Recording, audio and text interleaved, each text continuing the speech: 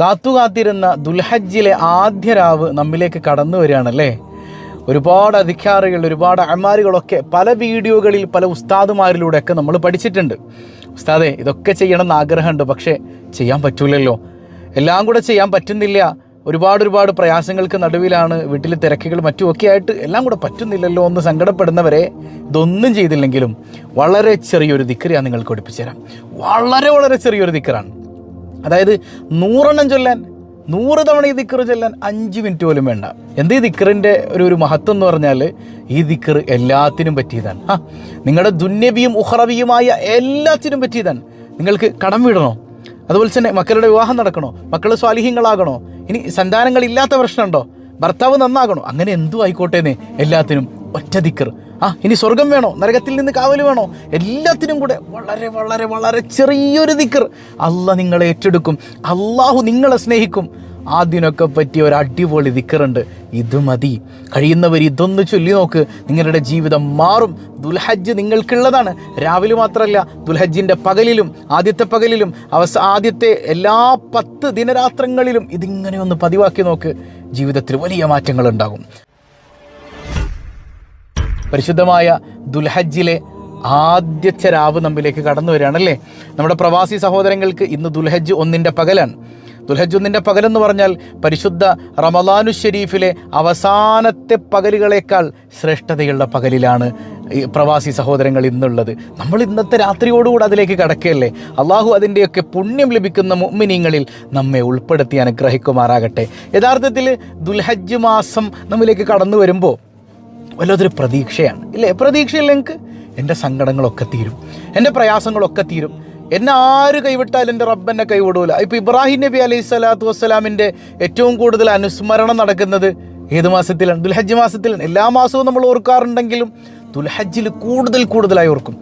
ആ ഇബ്രാഹിം നബി അലൈഹി സ്വലാമിനെ രക്ഷിച്ച റബ്ബ്, ഇബ്രാഹിം നബിക്ക് പ്രതീക്ഷ കൊടുത്ത റബ്ബ്, ആ റബ്ബ് മരിച്ചുപോയോ?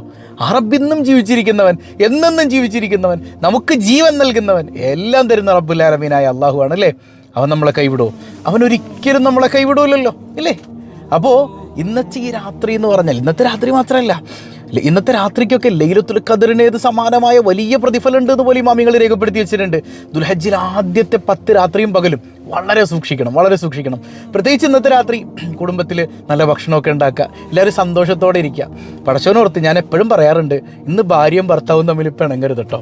കറക്റ്റ് ഇങ്ങനെ മഹത്വങ്ങളുള്ള ദിവസം നോക്കിയിരിക്കും നമ്മൾ പിണങ്ങാൻ. ആ സമയത്ത് ശൈത്താൻ ഒരു കുളത്തിട്ട് വരും, നമ്മളതിൽ കയറി കൊത്തും. അപ്പോൾ കെട്ടിയോക്ക് ചൂണ്ടയിട്ട് കൊടുക്കരുത്. ഇനി ചൂണ്ടയും കൊണ്ട് കെട്ടിയോള് വന്നാലും കെട്ടിയന്മാർ കൊളത്തരുത്. ശൈത്താൻ ഇങ്ങനെ കൊളത്തിപ്പിക്കാൻ നോക്കി നടക്കുന്നുണ്ട്. ഇത് നിങ്ങൾക്ക് ക്ലിയർ ഉണ്ടാവുമെന്ന് വിചാരിക്കുക കേട്ടോ. ഈ യാത്രയിലായതുകൊണ്ട് ലൈറ്റിങ്ങിൻ്റെ ഒരു പ്രശ്നമൊക്കെ ഉണ്ട്, ക്ലിയർ ഉണ്ടാവുമെന്ന് കരുതാൻ. അപ്പോൾ ശൈത്താൻ ഇങ്ങനെ പല ചൂണ്ടയും കൊണ്ട് കെട്ടിയവൻ്റെയും കെട്ടിയോളുടെ അടുത്തേക്ക് വരുമ്പോൾ ഞങ്ങൾ അങ്ങനെയെങ്കിലും പെടുത്താൻ പറ്റൂലടാ, ഓടിച്ചു വിടണം.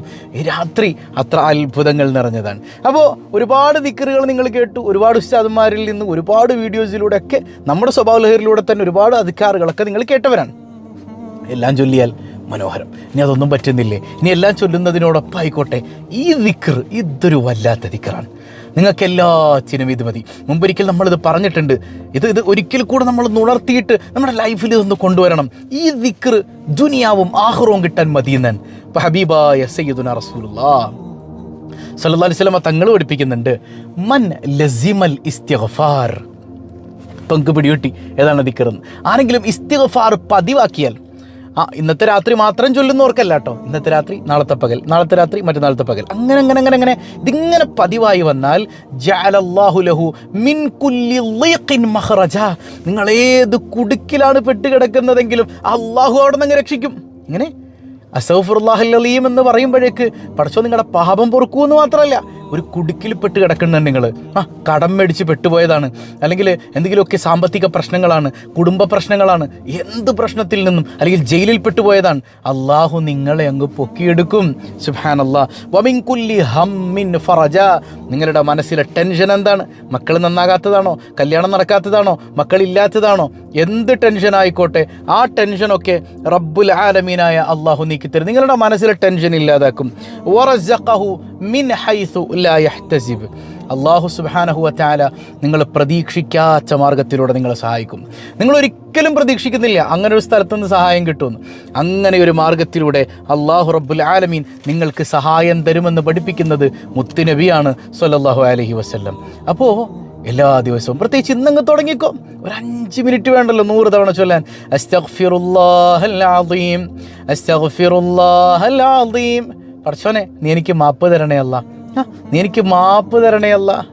എത്ര വലിയ കുടിക്കലാണെങ്കിലും എത്ര വലിയ ടെൻഷനിലാണെങ്കിലും, മക്കളെ കെട്ടിക്കണം, ഭർത്താവ് കള്ളുകുടിയനാണ്, നന്നാകണം, രോഗം, ക്യാൻസർ ഉണ്ട്, ട്യൂമർ ഉണ്ട്, ദാരിദ്ര്യമാണ്, എന്തോ ആയിക്കോട്ടെ, വറസഖഹു മിൻ ഹൈസു ലാ യഹ്തസിബ്, നിങ്ങൾ ഉദ്ദേശിക്കാത്ത മാർഗം, ഒരിക്കലും ആ വഴി സഹായം കിട്ടുമെന്ന് നിങ്ങൾ പ്രതീക്ഷിക്കണില്ല. അങ്ങനത്തെ വഴിയിലൂടെ അള്ളാഹു നിങ്ങളെ സഹായിക്കുമെന്ന് സയ്യിദുനാ റസൂലുള്ളാഹി സ്വല്ലല്ലാഹു അലൈഹി വസല്ലം സ്വഹീഹായ ഹദീസാൻ അലി റളിയല്ലാഹു അൻഹു പറയുന്നുണ്ട്, അമാനാനി മിൻ അദാബില്ലാ. ഈ ദുനിയാവിലെ പടച്ചോ നമുക്ക് അദാബ് ഇറക്കാത്തതിൻ്റെ കാരണങ്ങൾ 2 സുരക്ഷിത വലയം നമ്മുടെ കൂടെ ഉള്ളതുകൊണ്ടാണ്. ഒന്ന് ഉയർന്നു പോയിട്ടുണ്ട്, അത് മുഹമ്മദ് മുസ്തഫ സല്ലല്ലാഹു അലൈഹി വസല്ലം തങ്ങളാണ്. അവിടെ നിന്ന് നമ്മുടെ മുമ്പിൽ ഹയാച്ചിലില്ല, അവിടെ നിന്ന് ബർസഖി ലോകത്ത് നിന്ന് ഹയാച്ചിലുണ്ട്. അവിടുത്തെ മദദ് അള്ളാഹു നമുക്ക് തരട്ടെ. ഇന്ന് മുത്തുനബി ആ പ്രത്യക്ഷത്തിൽ നിന്ന് ഉയർന്നു പോയിരിക്കുന്നു. രണ്ടാമത്തേത് ഇസ്തിഗ്ഫാറാണ്. ഇസ്തിഗ്ഫാർ അധികമായി ചൊല്ലിക്കോ, ധാരാളം ചൊല്ലിക്കോ. മഴക്കെടുതികൾ, കൊറോണ ഇതാ കാത്തിരിക്കാൻ, നിരന്തരം ഓരോരോ പ്രശ്നങ്ങൾ, പ്രയാസങ്ങൾ ഇങ്ങനെ പിന്നാലെയുണ്ട്.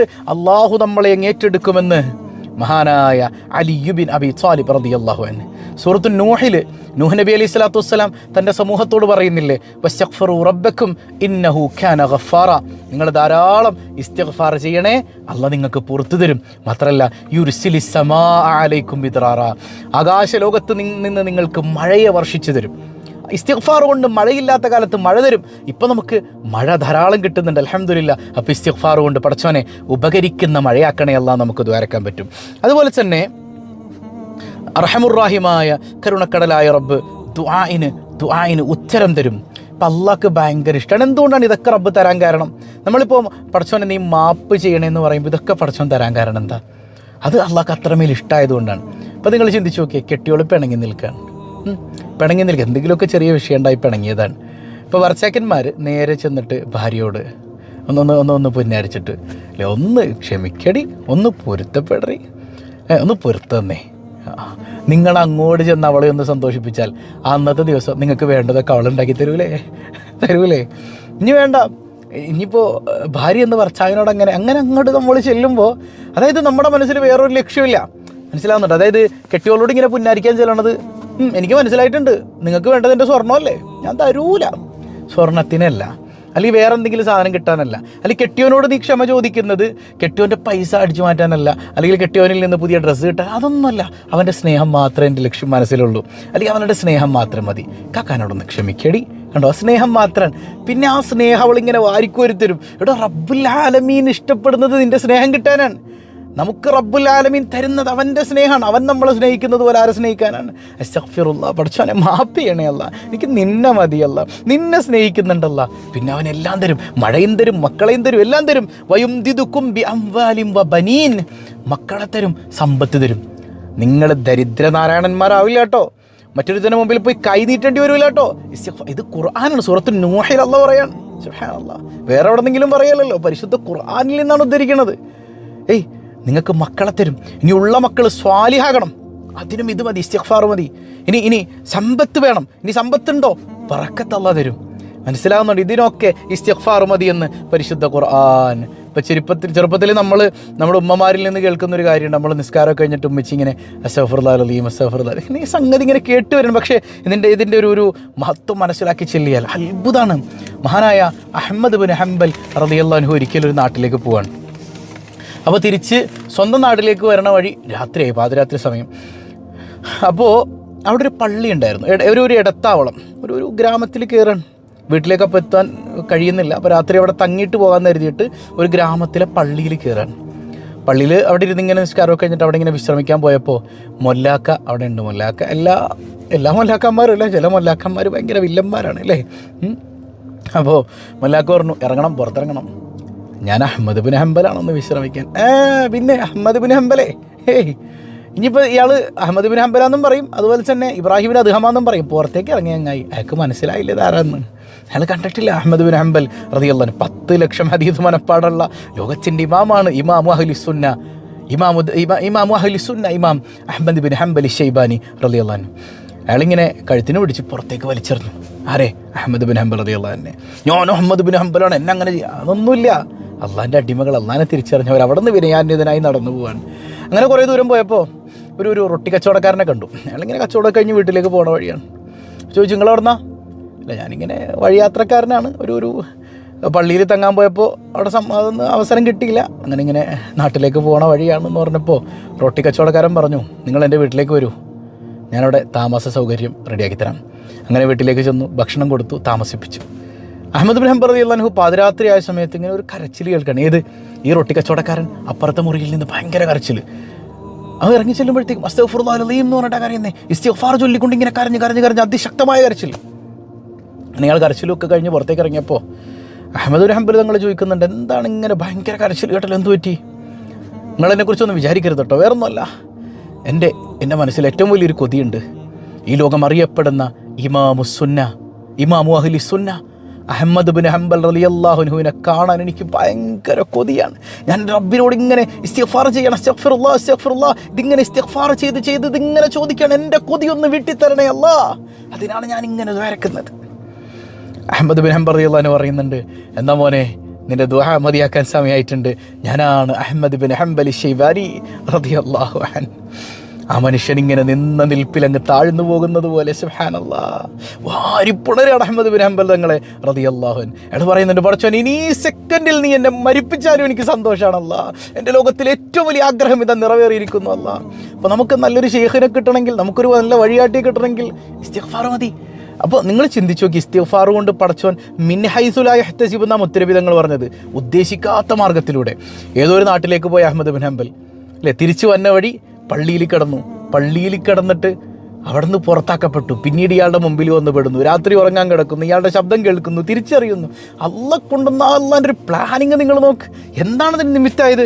അസ്തഗ്ഫിറുല്ലാഹൽ അദീം.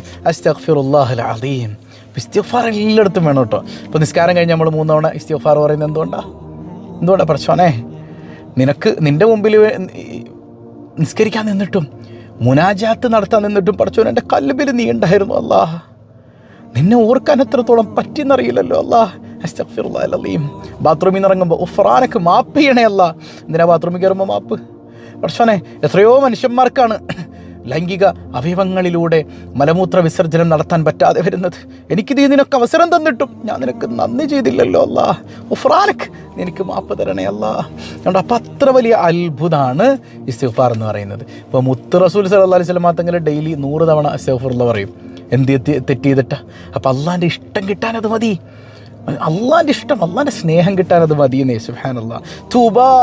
തൂബാ ലിമൻ, ഒരുത്തനാണ്, ഒരാൾക്കാണ് എല്ലാ അഭിവാദ്യങ്ങളും, ഒരുത്തൻ അടിപൊളിയാണെന്ന് സയ്യിദുനാ റസൂലുള്ളാഹി സ്വല്ലല്ലാഹു അലൈഹി വസല്ലം. ആരാണ്? അവൻ്റെ ഏട് മുഴുവൻ ഇസ്തിഗ്ഫാറാണ്. സയ്യിദുനാ റസൂലുള്ളാഹി ഇസ്തിഗ്ഫാർ 100 തവണ മജ്ലിസൊക്കെ കഴിഞ്ഞിട്ട് രാത്രി ഒറ്റയ്ക്ക് പടച്ചവന് മുമ്പിൽ ഇങ്ങനെ ഇരുന്നിട്ട് പ്രണയനിർഭരമായ മനസ്സോടുകൂടെ അസ്തഗ്ഫിറുല്ലാഹ്, മാപ്പ് തരണേ അല്ല, അതൊരു സ്നേഹം നിറഞ്ഞ മനസ്സോടുകൂടെ ചോദിക്കുക.